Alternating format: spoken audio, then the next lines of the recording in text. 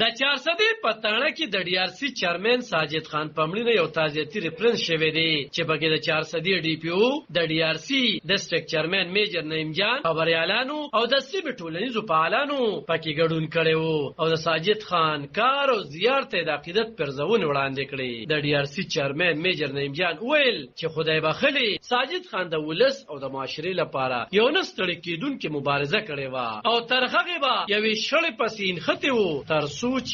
د دوو ډلو ترمنځ جوړه نه و راوستي او د داسې مشرانو تلو سره یو نه پوره کېدونکې خلا پیدا شوې ده خو دوی به د هغه په نقش قدم د تلو هڅه کوي. ساجد خان ډېر زیات صفاتو کو زه شروع شم نو وخت په ډېرو لګي هغه یو ډېر ښه پلارو یو ډېر ښه دوستو یو ډېر ښه ورکرو یقینا نو چې 2014 نه موږ سره هغه د ډي آر سی په پاینیرز کې هغه حسابېږي داسې فیصلې هغه کړي دي چې کومه فیصله به داسې پیچیده او خاص کر نن سبا د زنانو د فیصلې زیاتې شوي دي نو هغه به ما ساجد خان ته دغه کړو ساجد خان به سره جوړل یقین وکړي که نه هغه فیصله به حل کول نو یو ډېر ښه ورکرو زموږ سټیج سیکرټري و نن هغه موږ کې نشته دی دا روان سفر دی موږ ټول روان یو پوه شوې خو دا ده چې د هغه دا کمې به پوره نه شي او دعا ده چې د هغه دا کم کمې چې دی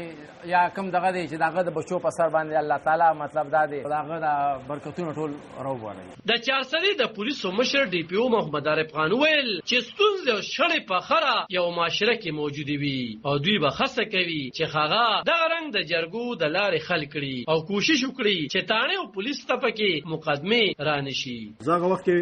پېښور کېنټ کې ایز ډي اس پی مې کار کولو او چې کله هغوی د آیډیا روډ نو پېښور کېنټ کې په ګلبرګ تاڼه کې د ټولو نه مخکې یو ډي آر سی جوړه شوې وه زه به دا ووایم چې هغه ډي آر سی جوړولو کې زما او موږ سره یو اس پي کېنټ و فیصل صاحب د هغوی ډېر لوی لاس و نو خبرې کولو مقصد مې دا دی چې دې ډي آر سی سره زما رشته هم ډېره نږدې ده او ډېره زړه ده لکه زه ځان خپل هم هغه پاینیرز کې ګڼم چې ما په پېښور کې چې پهله ډي آر سی جوړه شوې ده نو هغې جوړولو کې زما لاس شامل ورکړي. ډېر ښه فورم دی ډي آر سی ډېر بهترین فورم دی ډېر زیات د خلکو خدمت کړی دی په هر یو ځای کې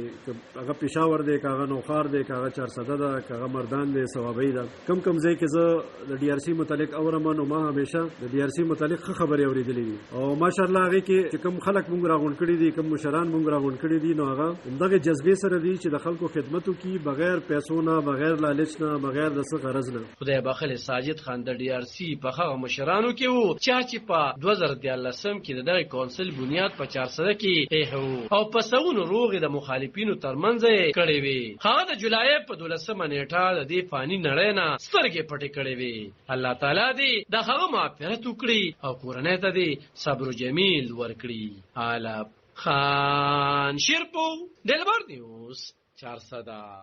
د 400